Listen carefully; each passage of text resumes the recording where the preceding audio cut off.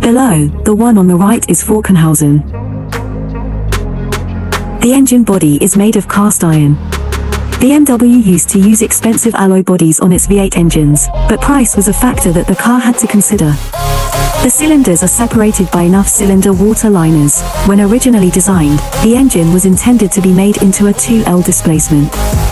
Its transverse intake cylinder head and intake and exhaust valve set are called Wildbellwan, literally whirlpool bath.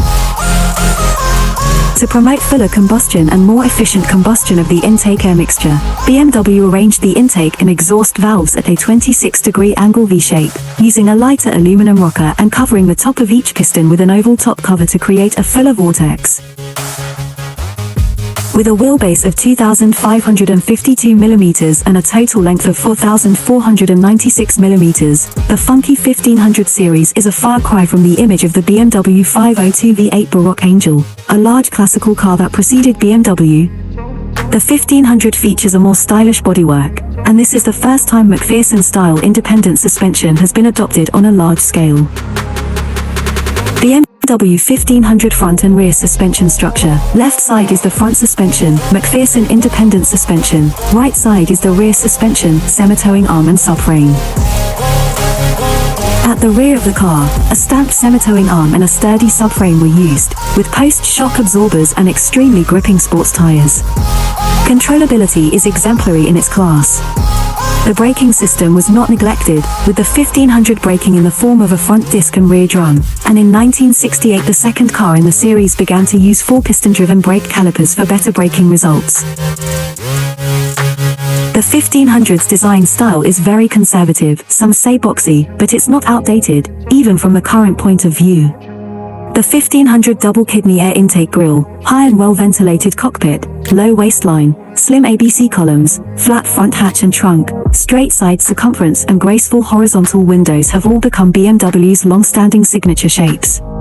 The horizontal grille and the slender horizontal row of taillights both make the 1500 look wider than it actually is. Naturally, these iconic elements immediately became the object of imitation by other manufacturers. Today's designers spend a lot of time on how to place the wheels closer to the corners of the vehicle. On a front-drive vehicle, it is easier to achieve such a layout because it does not require a drive shaft to transmit power to the rear axle. The 1500 is a front-facing rear-drive arrangement. In addition to Alfa Romeo's four-door Berliner model, BMW's sports sedan is a school of its own. At the time, Mercedes-Benz did not have a model to compete with. Max Hoffman, an American importer, seized the opportunity. Eventually, he sold a large number of BMW cars. Hoffman focused the attention of his advertising on BMW's outstanding performance in various European rally races. Car and Driver magazine described BMW this way: "This car is very good at fast corners. The vehicle is very smallly inclined." The tester commented, "A car with an exceptional driving experience. Its performance surpasses many of the larger horsepower cars, including some two-seaters." These descriptions became the label of BMW and became a feature of later imitators competing to learn. Today, as the two-door sports sedan market is shrinking, enthusiasts are beginning to accept a four-door sedan with sporty performance. Back in the 60s, this was unthinkable. Amazingly, despite many twists and turns, BMW succeeded. In the eyes of BMW, the 1500 series is very simple to manufacture. As long as the output increases, the production capacity can be increased very quickly, and soon BMW did so. The 1500 immediately produced many derivative models, entering the higher price field. In late 1963, the 90 brake horsepower powered 1800, with increased bore and stroke to 84 by 80 mm, was born, followed by a 93 brake horsepower 1600, with a bore of 1800 and a stroke of 1500. In 1966, the 89 by 80 mm, 1990 cubic centimeters displacement of 2000 was introduced, which could output up to 100 brake horsepower of power, but still only had one Sorox carburetor. BMW's habit of deriving various interiors and power chains from a model has been used to this day. Soon BMW cars began to use more carburetors.